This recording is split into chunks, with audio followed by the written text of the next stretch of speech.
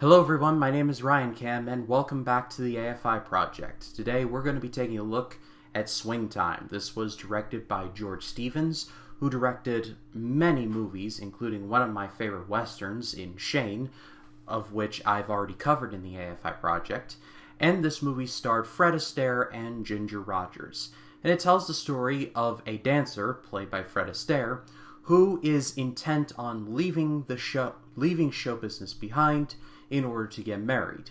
However, he is a bit of a day late and a dollar short, and needs to make $25,000 fast in order to marry his fiancée. And so he pulls out every harebrained scheme in the book to get that 25 grand, while also inexplicably falling in love with another fellow dancer played by Ginger Rogers.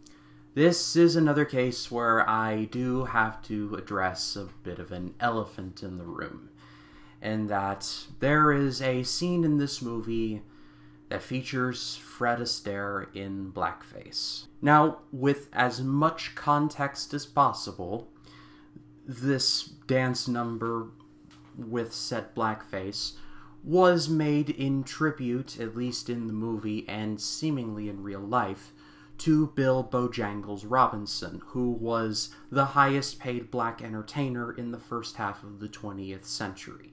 As a matter of fact, the music number is named Bojangles of Harlem in honor of Bill Bojangles Robinson.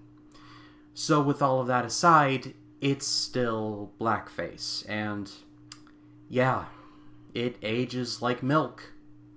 In the summer, in Florida, in Disney World. I'm not one of those types who says that things are problematic. I don't see racism and sexism around every corner. I'm not one of those people. However, this is blatant blackface, and the movie makes no attempt to try and hide it. Whether or not they were trying to do it as a tribute, it really doesn't matter. It's still awkward, and I hate to say it, it's problematic. I don't want to talk about this any longer than I have to, but let me just leave it off with this. I don't think that Fred Astaire is a racist. I don't think George Stevens was a racist. I don't think this was meant to be malicious in any form or fashion. From all accounts, Fred Astaire was a one-of-a-kind talent and an even nicer person. So I don't think that this is necessarily malicious. Is it tone deaf? Oh, absolutely it is. But on the whole, I think that this is just chalked up to it was a product of the time, and we should all just move on and try and do better. I shall now descend from my soapbox and talk about the rest of the movie. And I hate to say it, but this movie is kind of mediocre. I really didn't like this one. Take the blackface out of it. This movie just it didn't resonate with me. I felt like it just felt very unpleasant. The one thing, or I guess two things that salvage it, are the singing numbers and the dancing numbers. Those are legitimately impressive. Like I said, Fred Astaire was a once-in-a-generation talent. He was a triple threat. He could sing, he could act, and he could dance. And he could do it all very well. If you look up just one of these dance numbers, I suggest looking up Waltz in Swing Time. It is my favorite of the movie, and it is just a masterclass of just filming and just dancing in general.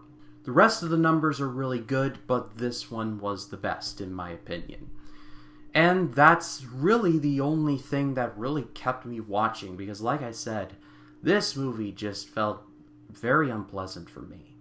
I really didn't like Fred Astaire's character here. I thought he just felt like a very skeezy guy. Like you start out kind of feeling sorry for him because he's trying to get married, and the rest of his dance troupe stop him and say that, and call the chapel and say, he's going to be a little late, when he's already been an hour and a half late, which gets him in hot water with his future father-in-law.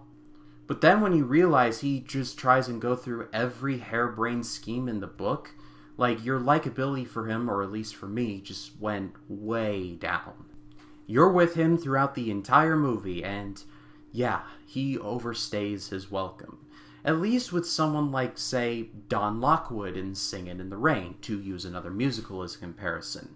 He starts out as kind of a snooty sort of Hollywood type, but by the end, you're rooting for him to get Singin' in the Rain off the ground.